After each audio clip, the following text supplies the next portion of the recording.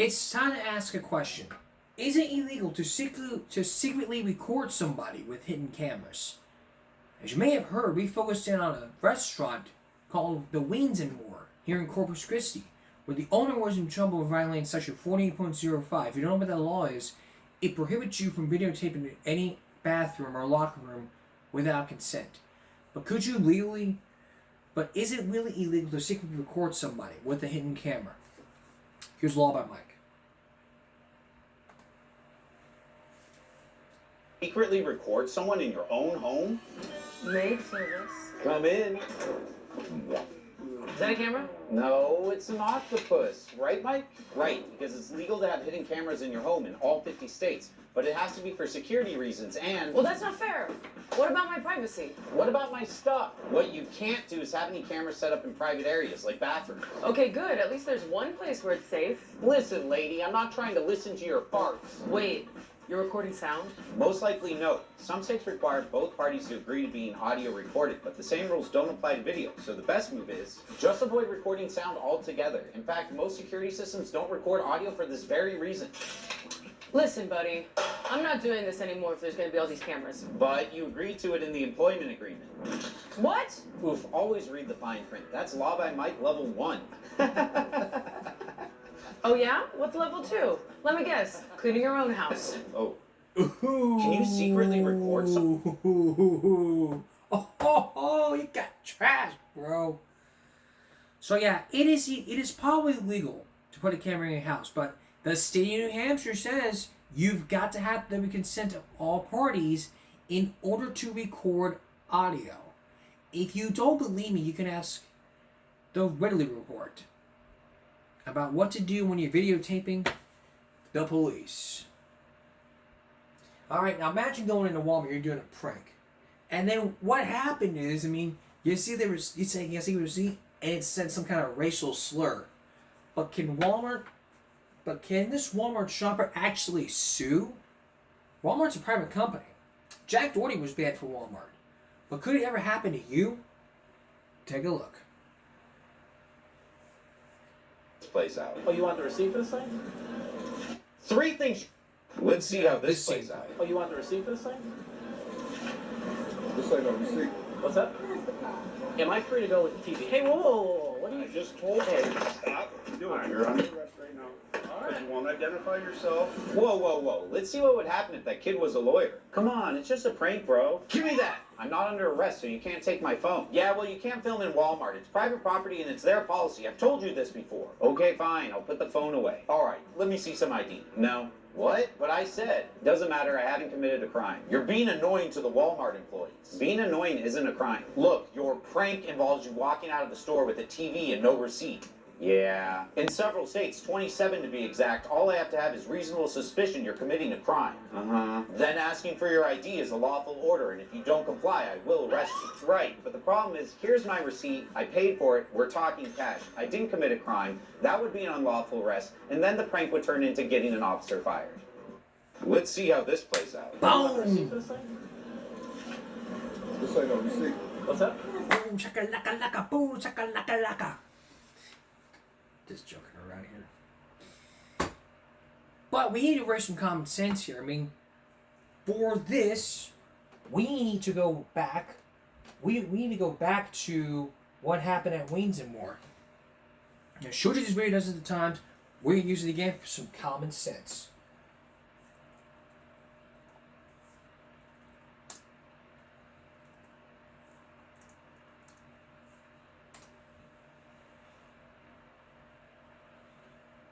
With a little fact check, Section 48.05 of the Texas Penal Code prohibits you from taking this camera and putting it in this bathroom without consent and with the intent to evade privacy. That is Section 48.05. To learn about that law, you can go to www.statutes.capital.texas.gov for all the law information that you can look up. All you have to do is click on the Penal Code, then click on Chapter 41, Then you click on section 2115 of the Texas Penal Code. You press go, and it will immediately take you to this document. That's section 2115 of the Texas Penal Code, which is basic recording. Paragraph B prohibits photographing.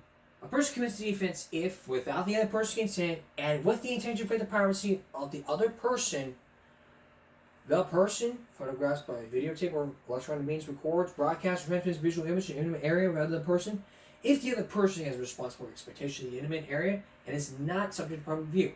Photographs or by videotape or other electronic means records, broadcasts, or transmits visual image in the person in the bathroom or changing room, or knowing the character and content of the photograph, recording, broadcast, or transmission records, photograph, recording, broadcast, or knowing the character and content of the photograph, recording, broadcast, or photograph, recording, broadcast, or transmission described by subdivision 1 or 2. This whole section right here is all about this. So if you do any of this without consent, you can be arrested. What about the owner? He probably never was arrested. But we'll probably get his side of the story if he ever agrees. Alright, there's more to the Brown case. There's more to that O.J. Simpson case. If you remember last Thursday, if you remember on Thursday, we did a Give Me a Break special all about the life and times of O.J. Simpson. Now the story continues with more from the Brown family as they tell more of their story about what had happened the night Nicole Brown died. Diane's story with more of that interview. Stay with us. Thursday, we did a very special Give Me a Break all about the life and times of O.J. Simpson, leading up to that murder trial that happened back in 1994, almost 30 years ago. Now we're going to have a special edition of Give Me a Break in June, all about 30 years later, by showing you the same report that I'm going to show to you on a Throwback Thursday. I'll explain to you more details at the end of the broadcast. You've heard from the Brown family all about how they met OJ and the reaction to him marrying him, this, that, and the third. You've also seen what you've also seen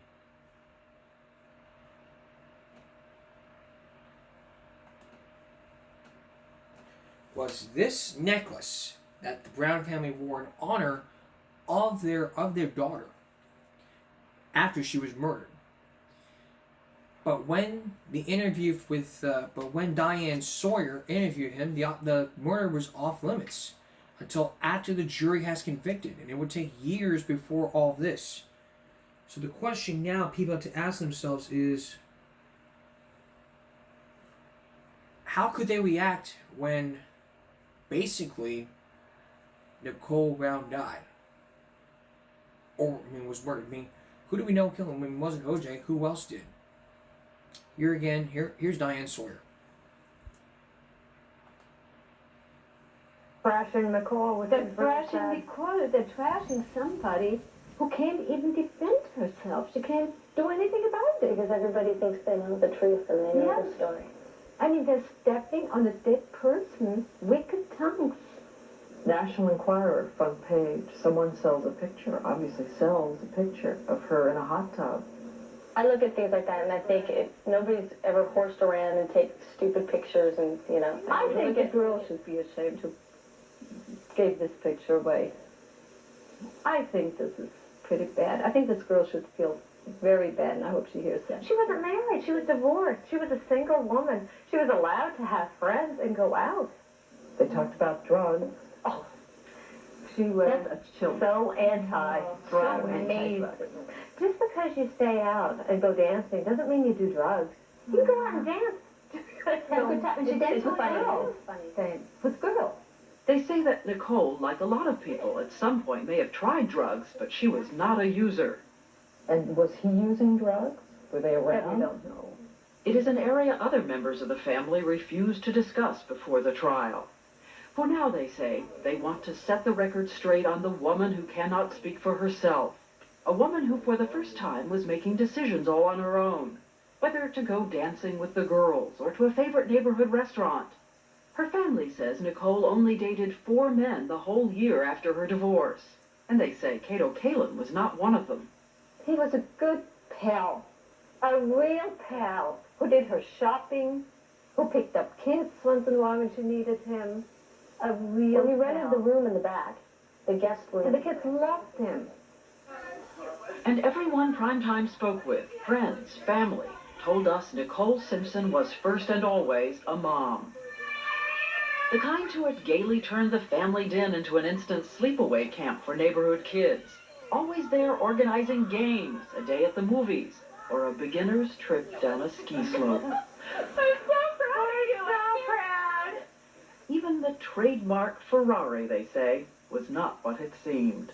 There were quarters in the seatbelts, army men stuffed someplace. There were Coke spilled everywhere because, you know, that was the car. It just so happened to be that her station wagon was a Ferrari, you know. And then the skimpy clothes that she's wearing, they're fashion. It's fashion. Because the night that she was killed, they say she had an extra short, tight dress She on. had and this dress on. That's the last picture. She had that dress on. After the separation, Nicole Simpson first lived here on Gretna Green Way, and then here on Bundy Drive in Brentwood, both a few blocks from her husband so he could be with the children. The family says his wild jealousy continued, but beyond that, they will not say more. Did you know of other occasions where she felt he was stalking her? Well, we can't talk about that, I don't think. He was in love with her. And I don't know whether it was obsession or love. And she was in love with him. Because I was never afraid that she always left her doors open. And until at the end. Until the end. Like the rest of us, they first heard that 911 call from last October on the TV news after her death. Hearing it, they say, is almost unbearable. 911 emergency. Can you get someone over here now to 325 Gretna Green? He's back. Okay, what does he look like? He's O.J. Simpson. I think you know his record. For the Browns, it was a revelation, because at the time, they didn't know she'd called the police. It was presented as just another incident in this volatile 17-year relationship. Nicole again spared her mother the painful details. She did call me the following day after he broke in the door. She called me. And she said, "Oh, Mom, we had a fight last night, and he broke in the door." And I said, "Oh, my God, were you scared?" And she says, "Yeah, I was scared." I said, "Right she now?" brushed But it she off. never told me that she called the police, and then we went on to other things and never said again. Merry Christmas. Is this Christmas? Not only that, 2 months later, she and Simpson were together again for the children, Christmas '93. And I want to get this clear again. You all never saw bruises. You never saw black eyes. You never saw signs of physical abuse. No, but we also live an hour or so away. The portrait of her as a battered wife. I don't know. We're shocked. But as we said, every family member has a different window on Nicole's life. The full story of what each knew and saw must wait until later. So must the full story about Simpson's best friend, Al Cowlings, and something he said before Nicole's death. He would defend Nicole if they ever got in arguments because of that. I think Casey would defend Nicole on numerous occasions. He has said that he has come to her defense several times when he's straightened out O.J., whether on verbal situations or thoughts or physical, we don't know, but he was a protector of Nicole too. Do you say to yourself, how could we not have known? You can't put that guilt trip on you. She would have done exactly what she wanted to do and how she wanted to do it. That was Nicole. So no, we can't put that guilt trip on us. Really not. And we won't. And in their mourning, the Brown family is outraged by suggestions they were influenced by financial dependence on Simpson. Because again, Mr. Brown, it's been reported everywhere that he got a dealership, a Hertz dealership for you, which was the support of the family. We lived. My tax returns won't show that was much of a support, I'm afraid. Lou Brown said it was a short-term retirement job which didn't make much money. And those family vacations, he says they always paid their own airfare and meals. Hi, guys. Did you know they were trying a final reconciliation, that she was trying a final one? Yeah, they were trying. Oh, yeah. Mm-hmm. Were you all pulling for it? Either way, I thought it was nice for the children. Yeah, for the kids. Would she have been doing that if she had been a battered woman and threatened and terrified? You never know. Whatever the truth, whatever her private reason, Nicole Simpson did try again. The divorced couple, along with friends and the Brown family, went to Mexico. It was Easter 1994. Hi, guys.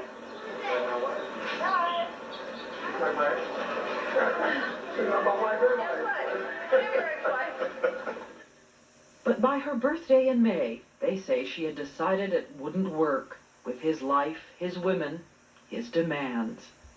She said it's over. Very convincingly. Yes. Yeah. I said, this time, you're really nuts? You're really very sure? She says, yes, I'm really sure. So it's your choice. That was about a week and a half, 2 weeks before. 2 weeks before her 8-year-old daughter Sydney's dance recital on June 12, 1994.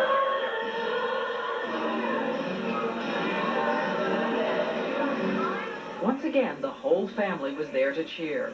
They say Nicole bought a ticket for Simpson to attend too. But by the time he arrived, the only seats left were behind the family.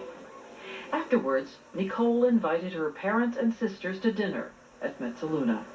We all went to dinner afterwards. And was He was not invited. No. We walked to the car together, and I said, "You're not going, are you, Ocean?" He said, "No, I'm not going."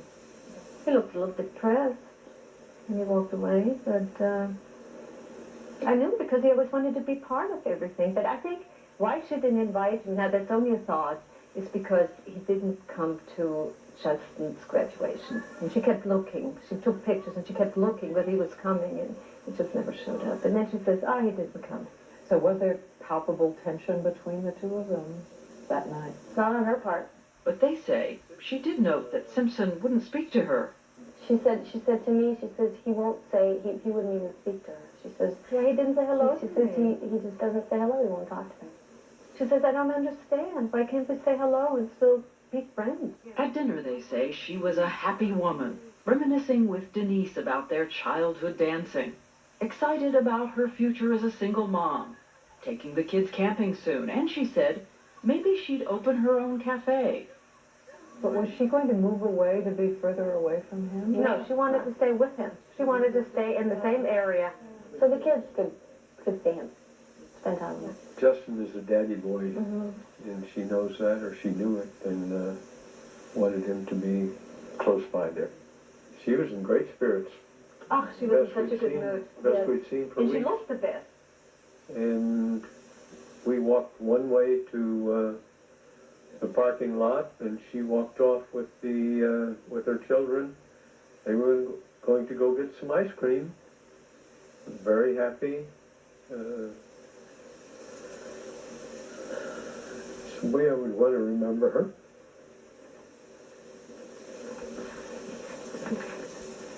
Good. We always had a thing where when you drive home, when you get there, you call. Mm-hmm. And so I remember she got on the phone and said, Mm-hmm. "We're home. We got here. Okay, I love you. I love you. I love you. But you know, I think we're very lucky. Each one said, "I love you." Not many people are that lucky. Those were our last words. Every telephone conversation would end with, "I love I you." love you. Always. You left your glasses. I left my glasses. And I called. Telephone records show she placed the call to her daughter at 9:40 p.m. Judy Brown says Nicole told her a young man, a waiter named Ron, could bring the glasses over to her. They were, familiar with each other because she ate there. So you didn't know if there was romance or what there I don't was? think so. I asked Sydney, "Have you ever heard the name Ron?" She said, "No." And the world knows the rest. The bodies, the brutality, the bloodied glove. And inside, the young woman who loved candles so much as a young girl had them burning in the windows. Do you think O.J. Simpson killed your daughter? We can't say. You're not guilty until you're proven guilty. Can you think of anyone else who was her enemy, anyone. She didn't have any enemies. Anyone who could have done this, anyone. Yeah, all of a sudden we heard it had to do with drugs. I mean, come on. Went wrong way. The drug dealer went wrong. So ridiculous. So sad. I just don't, it just really gets me to think that if she had fear, if she knew it was coming, and if she was afraid. Because that would just be your last minute of life, you know, being afraid. The family that always showed up to cheer each other on was there again at the preliminary hearings, and they'll be there at the trial too. And have you thought through how you're going to feel with one verdict or the other? Have you? You don't want to think about it, because if he's innocent, then you think, oh my God, this poor man had to go through all this, and you feel so bad.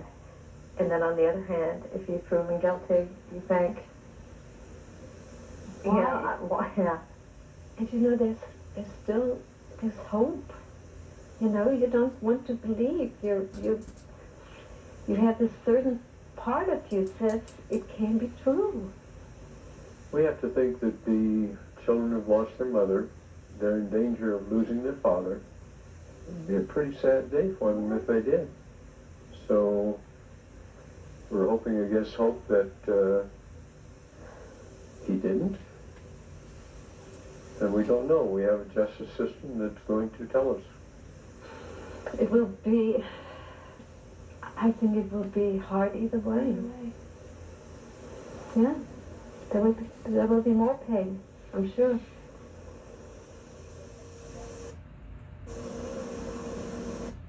And there will be more pain. With that little headstone right there. There's another part to the interview, but we're going to save that for our special Give Me a Break all about the O.J. Simpson trial 30 years later. But we are continuing the life and times of O.J. Simpson. When we return, a look back at the 2001 trial with the hit and run. You may be surprised by the verdict. Stay with us. We're not going forward to we've moving on from the Brown trial to the Forgotten trial. This was in 2001 where O.J. Simpson caught the car. But was he part of that road rage incident? Look at the trial and see for yourself. Take a look. It's the forgotten trial of O.J. Simpson. Hey, guy, listen. If I cut you off, I'm sorry. But stop following me. The year was 2001. Simpson was arrested following a road rage incident in Miami. Cops say he ran a stop sign with his two youngest children in the back seat, then assaulted motorist Jeffrey Pattinson and scratched his face. Do you consider that to be a violent act? Yes. Facing up to 16 years in prison, he took the stand and proceeded to charm the jury. I said, I cut you off? What do you mean? It was like no traffic on the street. So it's like hard for me to think that I cut a guy off. There's no traffic to cut a guy off. Outside court, he posed for photos with fans. The defendant is not guilty. The verdict, not guilty, once again. We spoke with trial judge Dennis Murphy, now retired. We had, I wouldn't say a parade, but there was a number of corrections officers and other court personnel that came through the courthouse looking for autographs, bringing footballs to get signed. Simpson's surface charm hit a sinister, violent street. You can hear the terror in the voice of his wife, Nicole, in her desperate 911 calls. Please, O.J. Simpson. I think you know his record. What's your name? Nicole Simpson. Okay, just stay on the line. I don't want to sit on the line. Gloria Allred represented Nicole Brown Simpson's family. She says the failure to properly punish Simpson for domestic violence led to the murders. There was no real consequence for harming her, so then he took her to the next level and he killed her. No surprise. His 1995 trial for the murder of Nicole and her friend Ron Goldman was filled with intrigue and twist and mesmerized America. Its iconic moments still resonate. How about that, Mr. Fung? If it doesn't fit, you must acquit. We, the jury, in the above entitled action, find the defendant, Orenthal James Simpson, not guilty of the crime of murder. I covered the trial gavel to gavel, a front row seat to history. With Simpson's passing, I've been asked to relive many memories across the airwaves.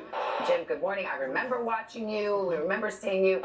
Jim Murray, you also covered this trial. The trial had celebrity, betrayal, sex, race, and murder. It exposed the raw nerves and deep divisions in America. I had an unusual connection to this case. I saw O.J. Simpson and Nicole Brown Simpson the very day of the murders because our daughters were in the same dance class. And I was at the recital where O.J. and Nicole were seen in public together for the last time. KCAL TV news anchor Pat Harvey was also at the courthouse each day. What do you think O.J. Simpson's legacy will be? Sad to say, his legacy will be that many people believe that he murdered his ex-wife, Ann Ron Goldman. He tried to live his life as O.J. Simpson, but just in the memories and the minds of other people, it will always be that fateful day back in 1994.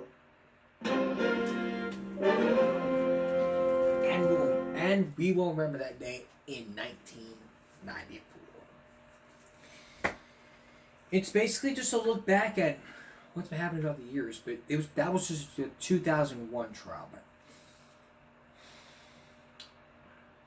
we were going to take a look at the 911 calls, but we are going to save that for that special that I'm planning on working on, that I have planned on working on for basically, I don't know. We're going to wait till June to look back at the trial, that happened. But we got more ahead. Jennifer and James Crumbley have just been set and are back in court. Now an update, since we first told you about this 2 years ago. Since 2 years ago, we focused in on the Oxford case. Now it's time to see whether or not both of them, both Crumbleys, serve the same sentence.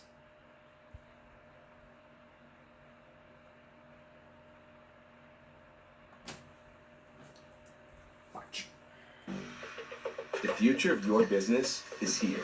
With Wix, you get advanced AI capability. Today's the day they learned their fate. The parents of school shooter Ethan Crumbley were back in court where they were sentenced for manslaughter in connection with their son's murder of 4 students at his Michigan school. But before they learned how long they would be in prison, Amber Cagliano reports they heard from the parents of the children their son killed. Jennifer and James Crumbley sat there just 1 seat apart. It was the first time they have seen each other in 2 years. Jennifer Crumbley appeared to give her husband the evil eye, staring across the table at him. But he looked away and made no eye contact. I was watching to see what kind of reaction they had to one another. Jennifer Crumbley did try to look at James, but he never once returned that look. Their son, Ethan Crumbley, murdered 4 students and wounded 7 others at Oxford High School outside Detroit in 2021. They bought him the gun he used in the shooting and failed to secure it. Before hearing her fate, Jennifer Crumbley was defiant, insisting she did nothing wrong. We were good parents.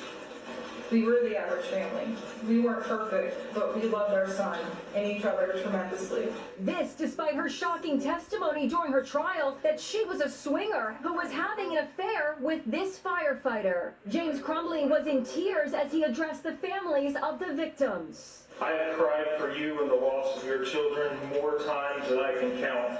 There was raw emotion in court as family members of the 4 slain students gave victim impact statements. This tragedy has taken an incredible toll on our family. While you were running away from your son and your responsibilities, I was forced to do the worst possible thing a parent could do. I was forced to say goodbye to my Madison. The blood of our children is on your hands too. They asked for mercy, but were given the max, 10 to 15 years in prison for involuntary manslaughter. It's the first time in history that parents of a mass shooter have been held criminally responsible for their son's crimes. Most parents don't need these kinds of warnings, that if they notice that their child is having mental health issues, that they're not going to go out and buy a gun. Ethan Crumbley will spend the rest of his life in prison. He was sentenced to life without the possibility of parole. His parents say they will appeal their convictions. 10 to 15 years, the maximum sentence for the parents. Why would you appeal? You may sit there and tell the court, oh, hey, we're good parents. You may sit there and say you're good parents. You got him the gun. You failed to secure it. But you want to come out of the blue in a courtroom and say, oh, we're good parents. You knew what you did was wrong. You failed to do so. You had an affair. You had an affair with that firefighter. You failed to do so. You weren't at school. You didn't prevent this from happening. All you did was basically wash your hands in it, didn't care, and went on with your life as if, oh, nothing happened. You may know your son, but I may know my nephew. My nephew would never, ever do something like this. And I would never do something like this. If I was one of the parents accused for involuntary manslaughter, I would fess up what I did. I would say, yes, it happened. I would plead guilty of this, and then they would tell me, well, you can get less time in prison. Like maybe 6 months in prison or 1 year in jail. I would learn my lesson. Something kids gotta learn. You're in detention, you gotta learn your lesson. But now there's something new happening. Now, for the very first time, you will get to hear the jail calls that happened. Those jail calls from jail. Wanted to create your own internet radio and for station, the very but first found it time, too complicated? With Radio King, it's The disturbing. You'll get to hear those jailhouse phone tapes that may tell what happened during those times. When we come back, we'll play you those tapes and look for some clues into why those calls were placed. Could it be because of the murders, or maybe because she wanted to talk to Jennifer? Was Jennifer in on this, or was it set up? Stay with us. We turn to our look of the Crumbley case. Jennifer and James Crumbley have just received the maximum sentence of 10 to 15 years in jail for involuntary manslaughter. Both the parents are appealing their cases, claiming that they're good parents. That's what they heard from the court. But all I said was, hey, you may say that you're claiming good parents. You are not. You are a good parent, but you may be a good person, but you are a bad parent who made a bad decision. Good parents make good decisions. Bad parents make awful decisions. That's where you draw the line. You've got to be the one to say, if you want to call in, if you want to sit there and say that, oh, this, that, and the third. If you weren't at work that day, you would have told your boss what was going on. Your boss would have been more understandable. And what about the affair? Nobody knew about the affair. But if the affair had happened, if he would have told James, hey, I had an affair with this person, they would have worked out their marriage and say, hey, let bygones be bygones. It's water under the bridge. But there was no water under the bridge. The parents bought them the gun. They didn't secure it. Ethan went out, killed people, and bam, right in the center. It was the first time ever. But now, there's something new that's released. The jailhouse phone tapes after the sentencing of James Crumbley. The tapes may reveal clues about what happened before that trial. But was Jennifer Crumbley on those tapes? Listen for yourself. Disturbing rants behind bars from the father of school shooter Ethan Crumbley. James Crumbley's sentencing came earlier this week, and recordings are just now being made public. ABC's Ike Ajachi has been listening to them all. Ike, good morning. Tell us about it. That's right. Good morning, Janae. Authorities released the audio recordings just days after James Crumbley was sentenced to prison for his role in his son's deadly Oxford High School shooting massacre. We're learning the focus of the calls were aimed at prosecutor Karen McDonald. This morning, the Oakland County Sheriff's Office releasing audio recordings of jail calls they say contain threats James Crumbley made against Oakland County prosecutor Karen McDonald. You know what?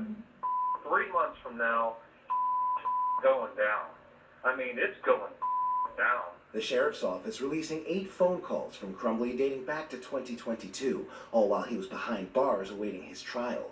Officials say the calls paint a fuller picture of his alleged feelings toward McDonald, calling her expletives over and over again, saying he was on a rampage. When I get out of here, I am on a rampage, Karen. Yes, Karen McDonald, your is going down, and you better be scared. The calls were first revealed during Crumbly's trial, later made public in the prosecutor's pre-sentencing report. He knew specifically that his jail calls were recorded. He knew, or at least he believed, that the elected official, Mr. McDonald, was listening. In that report, the prosecution claims Crumbly hadn't taken responsibility for his role as a parent before the Oxford High School shooting, where his son killed 4 students and injured 7 others. They're trying to blame it all on us. They're trying to say none of it should have happened because of you. Prosecutors characterizing the calls as physical threats to McDonald. However, his lawyer says Crumbly was simply venting his frustrations over how he says McDonald handled the case. She will not have a law license when I get done with her. And like I said earlier, Karen McDonald will be working at McDonald's because she ain't going to be able to get a job anywhere else. From a prosecutor's standpoint, these calls helped their case, definitely when it came to sentencing. It allowed the judge to get a picture of who James Crumbly was and his frustration of this case. Now, police say there were at least 10 jailhouse calls in which Crumbly made potential threats toward the prosecutor. Both James and his wife Jennifer Crumbly were sentenced to a 10 to 15-year prison sentence for their roles in the 2021 Oxford High School mass shooting, guys. And we will see what a precedence those sentences set. Absolutely. Oh, boy. 10 phone calls to threaten Karen McDonald? She was just doing her job, and you want to go in there, make a phone call and threaten her to go work at freaking McDonald's because this, that, and the third. As a McDonald's employee, that makes me very angry, and I am very offended. Very, very offended. She is the best damn prosecutor ever in the state of Michigan. You want to come up here and say, well, she's not doing her job? She did a damn good job prosecuting your ass. Your ass got yourself prosecuted. You were the one that simply didn't do anything. All you did was just simply wash your hands in it, swept under the rug, and say, I'm not going to do anything with this. It just made like your dad crashed your RV with a backhoe. Your uncle's RV with a backhoe. And then you look at this going,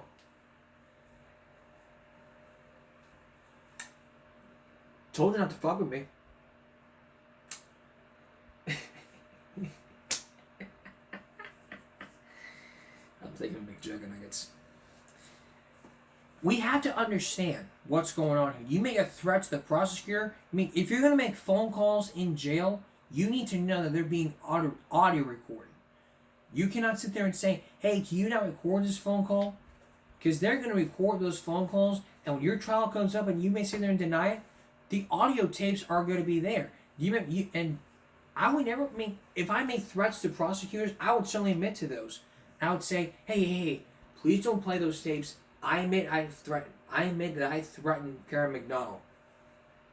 If I did, though, I would fess up, and my attorney, and they would just simply say, you know what, we can give you a lesser sentence if you confess this. I confess to it, and then they give me a lesser sentence, and la-di-da.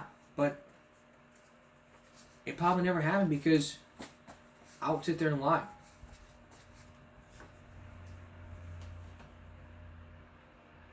But all those phone calls have now been released.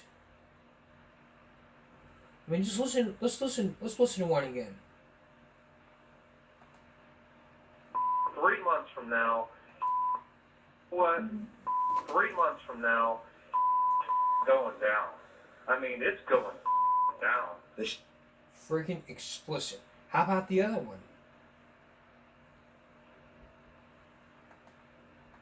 Here, I am.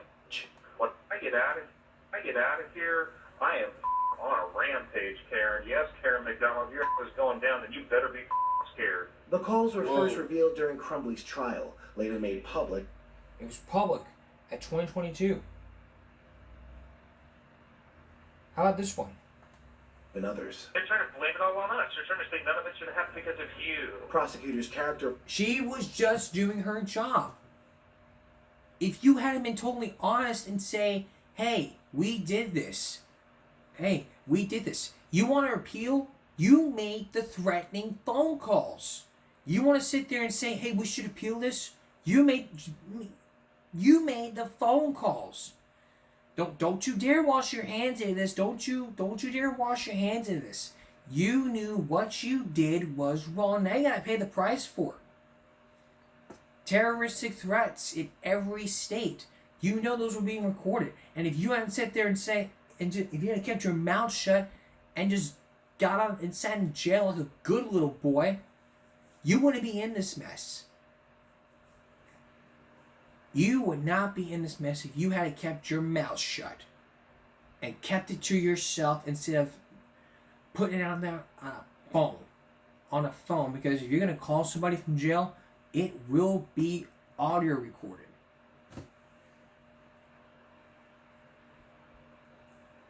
How about this last Simply one? venting his frustrations over how he says McDonald handled the case. She will not have a law license when I get done with her. And like I said earlier, Karen McDonald will be working at McDonald's because she ain't going to be able to get a job anywhere else.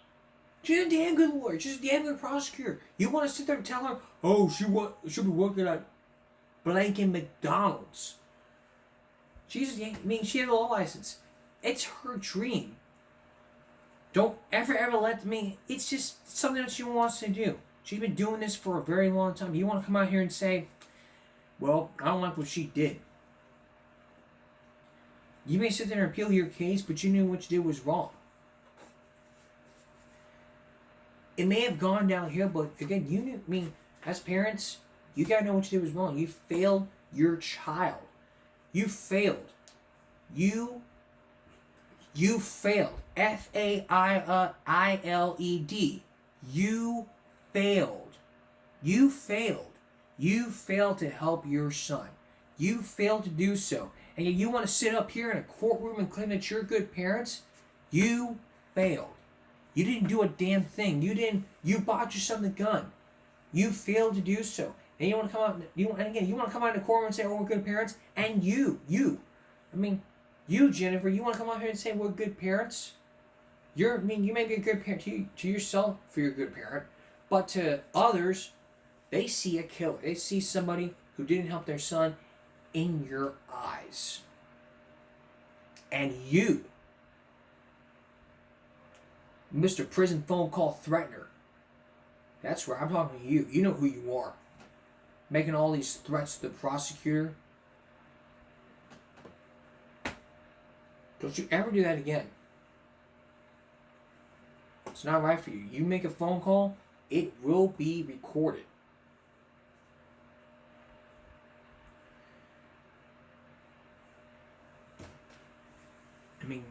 I'm an uncle. I want what's best for my child. If my child's being bullied or needs help, I would take him to therapy and tell him, hey, what's going on? How can we help you out here?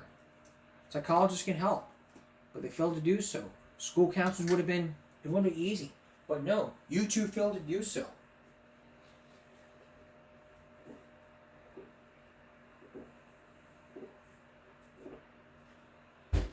And who do we blame here?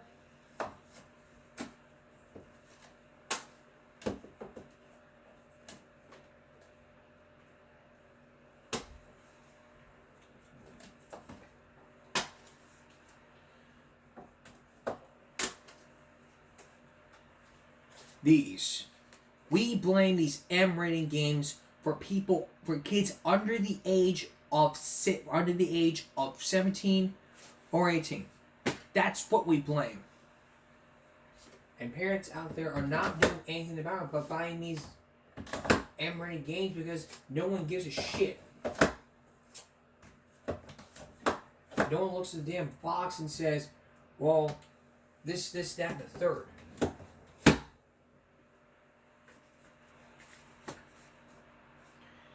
Because stuff like this can lead to aggression and violent tendencies. Look at the studies. It's how it can be done. Violent tendencies and aggression. We're going to take a break. We'll be back in a moment. Here's a question for you.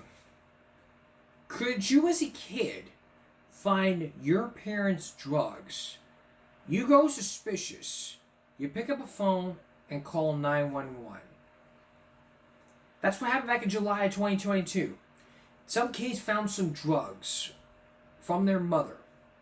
They frantically called the police, and as this body cam footage will show, Mom was the one in trouble. A warning, what you're about to see is very disturbing. Take a look. Hello. How are you? Well, thank you. So, we were called to come check on your son. Okay, yeah, he's on my phone in the bathroom for like an hour. Can I come in and talk to you? A 9-year-old boy was filled with tears as he turned in his own mother, handing over to police a 100-gram bag of meth found in her bedroom. You found this stuff, right? Where did you find it at? Under the nightstand. On accident? Yeah, Where was it at? under the nightstand. What's that? Under the nightstand. Under her nightstand, so that would be in the bedroom that she sleeps in? Yeah. The incident happened in July of 2022 in Las Vegas, Nevada. Body cam video captures police responding to the home where an officer is met by the young child who hands over a large Ziploc bag.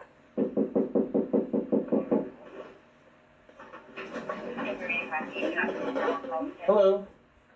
How are you? Well, thank you. So, we were called to come check on your son. Okay, yeah, he's on my phone in the bathroom for like an hour. Can I come in and talk to you? Sure, yes. What is going on? I have no idea. I have no idea what that is. Well, you just handed it to me. Okay, I don't know. I don't know. The child's mother was identified as Kendra Long. According to police, Long's son discovered the drugs, locked himself in a bathroom, then called his father with an iPad. So this is your child? This is my baby. Yes, he's in the bathroom for an hour. Okay. Literally an hour. Who else home with you? Me and him. Alright. That's it. Why are you sweating? I'm sweating. I'm not sweating. You look sweating. No, I'm by yourself. No, I'm freaking out right now. So there was other people here earlier. They left. There's no other people here earlier. My friend Kristen said I have here. So this is your house. My house. So I don't you're. know why you're here. Well, you have an ex-boyfriend or ex-husband? Baby daddy? Yes. Okay. Yes. Sorry. He called because he wanted us to check on your son. He was concerned that there was some stuff going on, that he was FaceTiming your ex. What's his name? My ex-husband? Tony. Tony. He was FaceTiming Tony. He was concerned about his welfare. There's nobody here. Well, you're here. Yeah, no, but what was the concern? That's what I'm trying to figure out. Well, I guess when he was on FaceTime with Tony, he was showing Tony this stuff that he found in the house. I don't even know what that is. Well, I don't either. Well, I don't even know what is happening. I know that my kid went in the bathroom and been for an hour, and I've been like, what's wrong? We were having a popsicle, playing Fortnite, and Right. all of And there was nobody else home? Nobody else is here? So all this stuff in this house is yours? This is all my, yeah. So everything in the house is yours? Well, this is my house. Okay. And this is in your Well, house? Kristen was here earlier. Who's Kristen? My girlfriend. She came by. Okay. She's house sitting up the street for our regional manager. Right. We're in property management. She has a baby kitten, watching the kitten. So how is your relationship with Tony? That's never been good, no. Were you guys ever married? Mhm. How long were you guys married for? 7 years. When confronted about the drugs found in the Ziploc, Long responded she doesn't do drugs. Well, you don't have to do drugs to have drugs in the house. I don't even know what that is, you guys. I don't know where it came from. I don't know what is happening right now, you guys. I mean, yeah, 100%. Like I said, why we're here, Tony was, what's his name again? He was FaceTiming Tony. He was concerned. He was scared. He said, I found this in the house. I think it's drugs. So Tony calls us to come and check on Oscar, your kid. Okay, well, I don't even know what this is or where he found it. I don't either. I don't either, okay? I get it. And like I said, that's why we're here. The officer then takes down her information. Meanwhile, another officer on scene goes to speak with Long's son as his body cam captures the child bursting into tears as he tells the officer he found the drugs. And what did you find inside the house that made you scared? Okay. Do you know what drugs look like? Yeah. Yeah? Okay. So where were the drugs at? Underneath the nightstand. Underneath the nightstand? Okay. Gotcha. Do you ever seen anything like that here before? No. No? Okay. So where are those at right now? There's nobody inside's in trouble for anything? I just need to try to figure out what's going on. I can't get up with myself. Okay, and who was that? It's an officer to the right. Okay, so you gave them, the officer, some stuff? Yeah. Okay. Okay. What, and have you ever seen anything like that in the house before? No?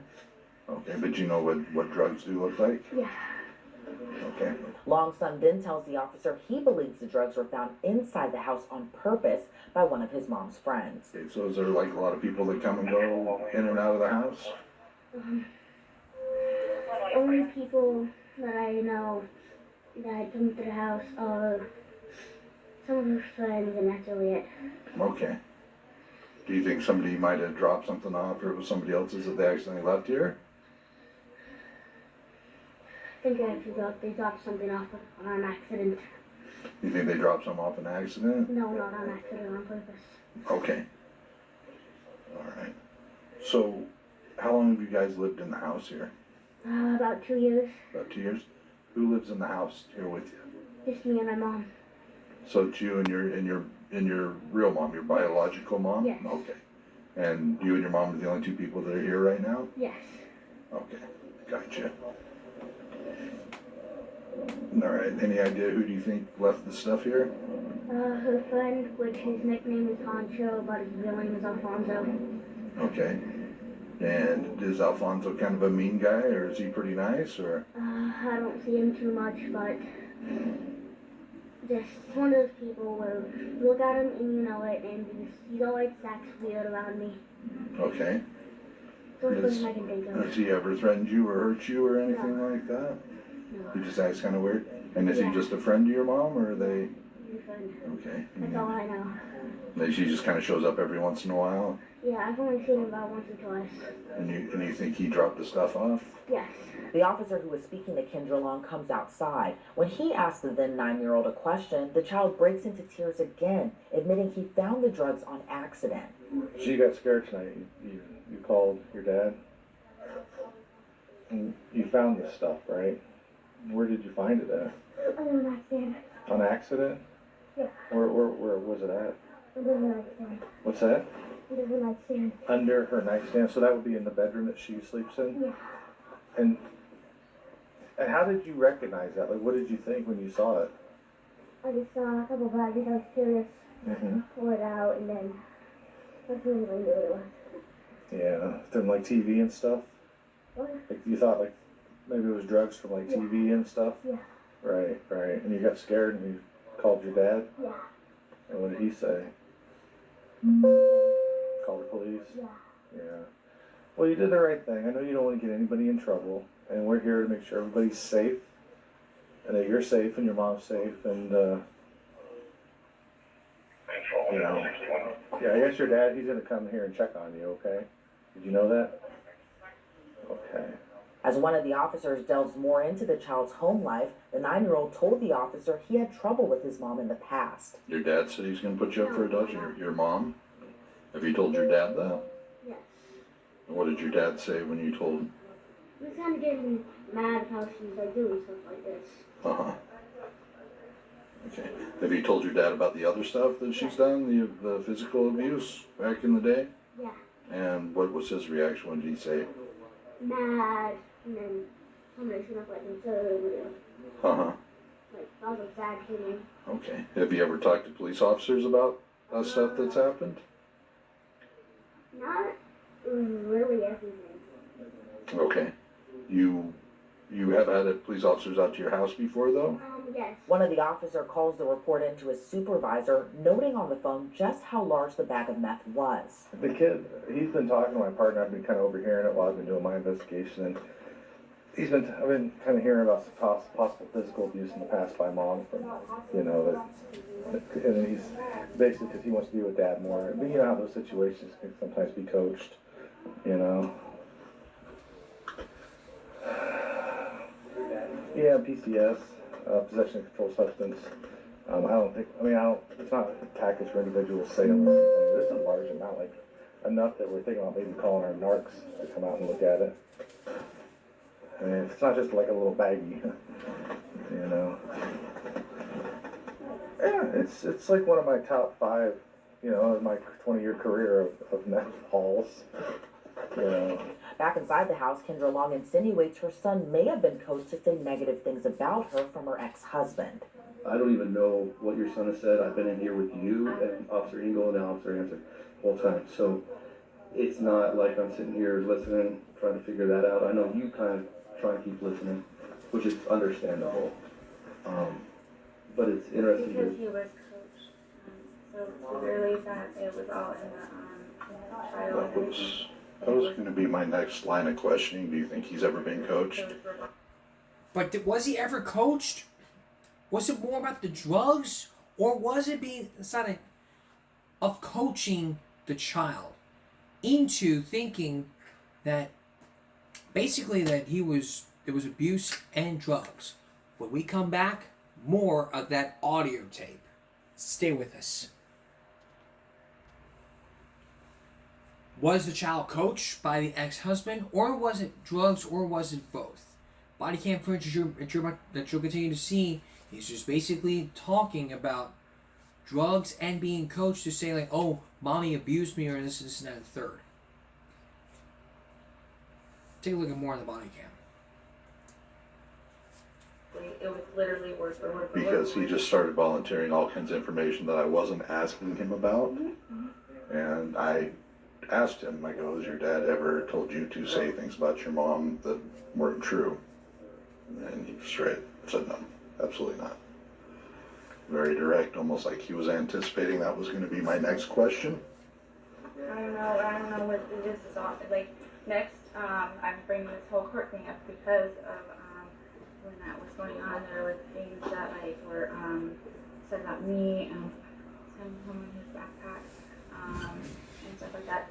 Whatever this thing is, I'm completely, I don't even know what this is or what it's about, but I'm having a heart attack now thinking about this court thing, if that's what it's stirring up again, is what I'm trying to say. Do you think your ex-husband would attempt to set you up to win full custody of Austin? Oh, but that's what the objective was then.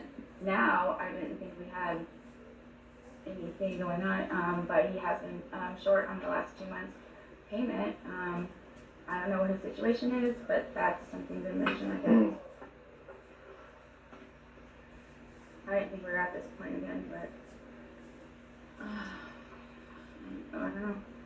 If that's what's happening, then that's what's happening. I mean, do I need to get like my lawyer or whatever? I mean, what do I need to do with that? I mean, you already have a lawyer for your previous divorce proceedings and custody issues, everything else, is that correct? No, it's been all dropped and done when we're all finished with everything. Has anything happened in his dad's life that would change and make him want to have financially Austin back? So I think maybe financially, so he doesn't have to make payments to you for child support. He would try to get Austin back. I just know he's court ordered to pay my child support. That's all I know. I don't talk to him. I don't know him on a personal level. I know that he just has too many babies. Gotcha. I just want to take a break really quickly from this shocking body cam video. I mean, as you've just seen, it's so important to know who you're surrounding yourself with. That's where our sponsor, that in our lives, you have a date. Also, Long's ex-husband and the child's father arrives to the home. Then eventually we got here, when they opened the door, they were standing, like he was in front, she was in back, and he literally just hands me. I'm just amazed she didn't try to take it from him or do anything. I mean, I was startled that she just allowed it. I mean, not that I think it's great, because this is great. I mean, yeah, like they were standing right next to each other, and he just handed it to me, which, God forbid if it was fentanyl or something crazy. Right. After speaking with Long's husband, the officer heads back inside the home, where Long seems to be confused as to why the police were called. So, kind of explain to me the situation with what's going on. What's happened tonight? Yeah. I don't really know. We're in the middle of a normal night, and then he asked for my phone, goes into the restroom, asked to play a video, and locks the door behind him, and is in there for a long time. I'm sitting out. I hear Tony's voice on the phone, and I'm like, "Are you coming out?" And I'm jiggling the doorknob. This goes on for quite a while. Yeah. And So you didn't know what he had or what he was doing? I don't know anything about anything until he knocked on the door. Right. But you guys came down to the door together, because you guys were right next to each other. No. When the door He opened. was, I heard the knock at the door, and then I heard the bathroom door open. I've been sitting here on the stairs, like, "Are you coming out? Are you coming out?" Right. I'm like, "Are we need to sleep on the floor?" I'm like playing a game with him, kind of, but I'm like, "What?" I don't. So then he comes running out. I heard you guys at the door, and we were right there together. So you didn't see that he had that in his hand? No, I don't even know what this is. I don't know anything about it, what is happening. So what we're gonna do, obviously, we're gonna test it and make sure to discover what it is. Okay. I mean, to me, it looks probably like methamphetamine. You know. What is that? You know what meth is? Like speed or whatever. Like, I mean, Come what on. happened? Everybody knows what meth is. You watch Breaking Bad. I mean, Jesus. I've never seen Breaking Bad. Well, you should.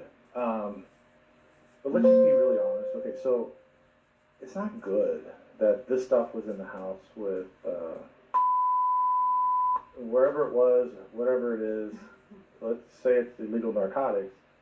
It's terrible that a 9-year-old can find that and have access to it and know that what it is to call the police and have us come out here and check on you and him. Now, to be honest, yeah, you're in some trouble. You know, What? you're in some trouble. I'm in trouble? Yeah, you're in some trouble. And honesty, I'm in trouble? well, yeah, I mean, from our point of view, the door opens and hands me what could be a couple ounces of methamphetamine that came from your house. I'm freaking out right now. 100%. So, everything we do and everything that we say is always recorded.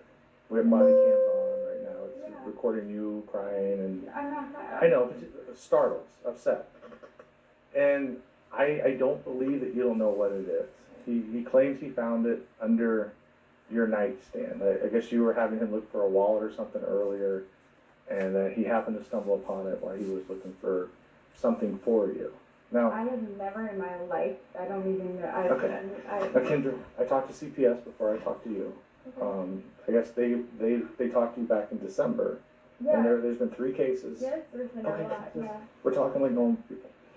And the case back then that they investigated, that was unsubstantiated, was possible use of illegal narcotics that they were investigating.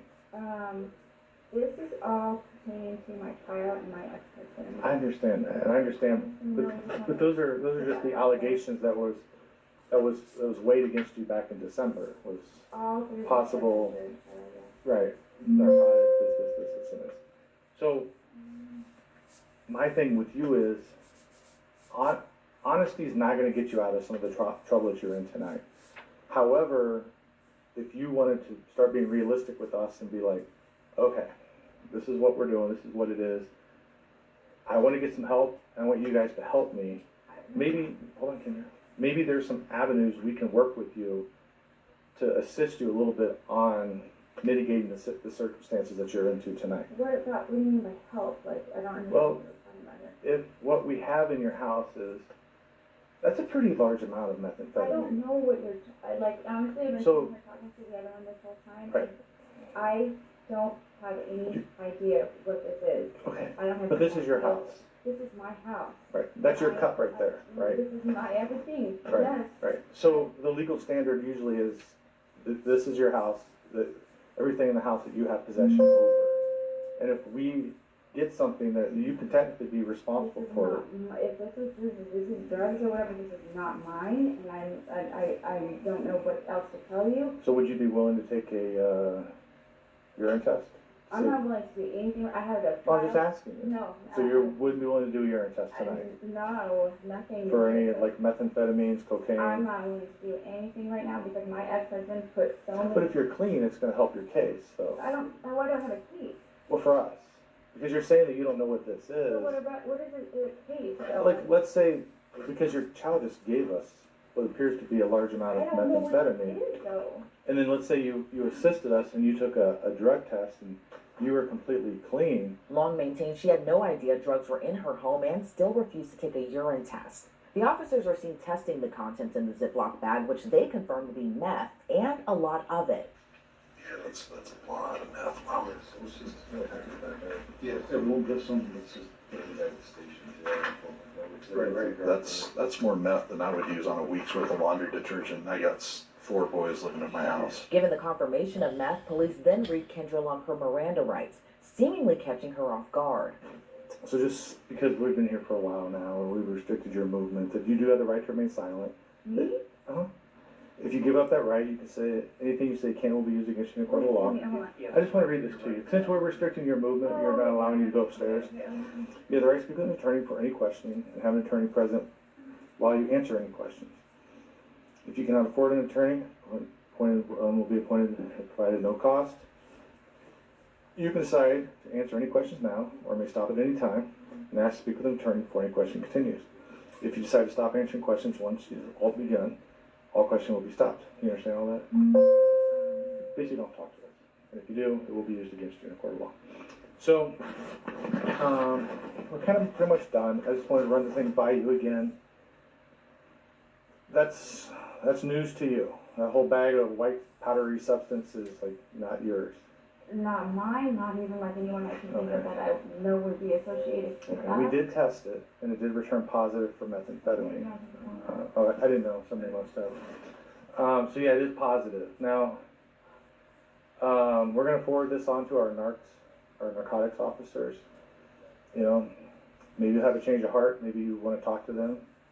Me? I'm just letting you know that they're going to get a copy of the report. You may want to talk to them. That might help your situation out. You know, if you do, you can ask any officer that you run in contact with.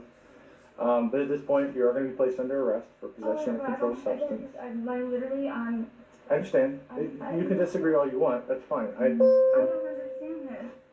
Okay, well, your child found a bag of what Oh my God. presumptively tested positive for methamphetamine under your nightstand. That's your right to say that. But the way our laws work, if we have reason or probable cause to believe that a crime occurred, and you're within we can make that arrest. So, you have shoes? I know, I don't understand this. Like, literally, who can I talk to? Your sergeant or something? This is not my stuff. This is not, I did not do a crime. This is not anything. I'm honestly going to tell you who I think is I can tell you who I think it is. It has access to my house. I am not understanding what's happening right now. This is not. But you and your son live here. You told yeah, me I have a boyfriend that has access to my front door. Right. I don't know this guy this well. However, do I give you his name? I don't know what I'm supposed to do. This is not mine. I don't. But you even said yourself you really wouldn't want to take a drug test. I don't know what I'm supposed to do right now. Well, I can't give you advice on what to do. But I'm not a crime. I didn't commit a crime.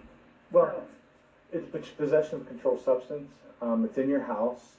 This is your house. This is not my. I don't even know this is here. I can't even understand or fathom the fact that this is drugs in my house.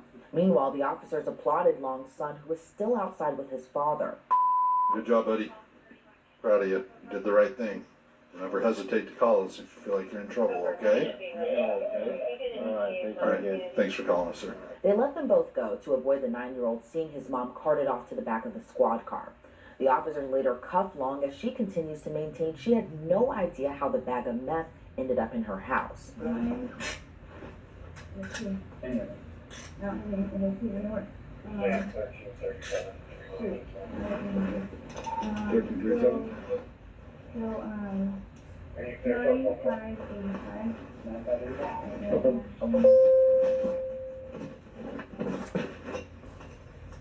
Jeez. Looks like we just got out of the academy. I get the rest. Those cuffs feel okay? All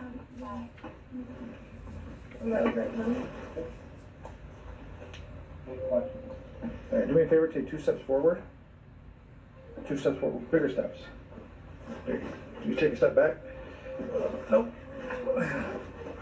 All right, I'm gonna search you once you get to the car. Oh, did I do that wrong or what? No, you did fine. It's just there's cameras on the car. And since you're a female, I'm a male, we have to do everything from the camera.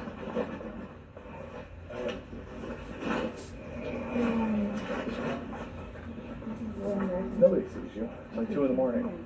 Yeah. Yeah. No, it's 1 in the morning.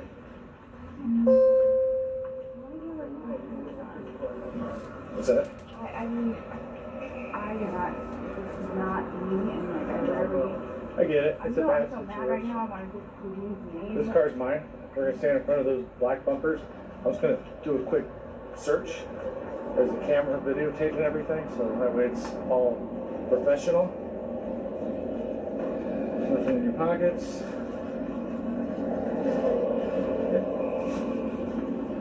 Unless you put your pants on, so I'm pretty sure you're good to go. Alright. Rear passenger back seat. Rear passenger back seat.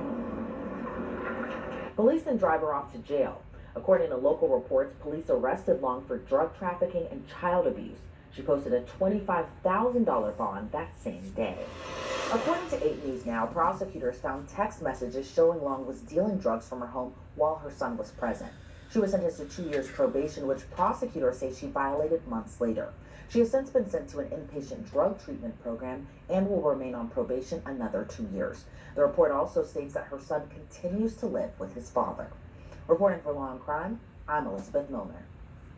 It's always the good mothers who sit there and say, I don't know what that is. It's simple. Deny.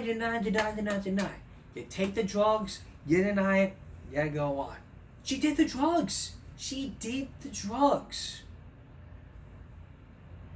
Who's his mother?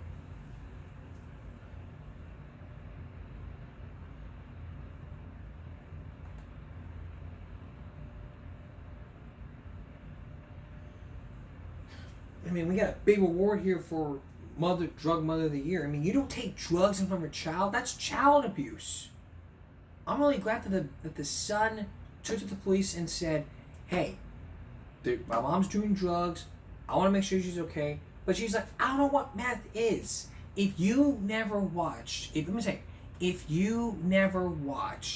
Breaking Bad, you need to know what drugs are. Drugs are bad. That's why when you take them, it makes you do things you don't want to do. I don't take drugs. Hell, I can just be in a cup. You can drug test that.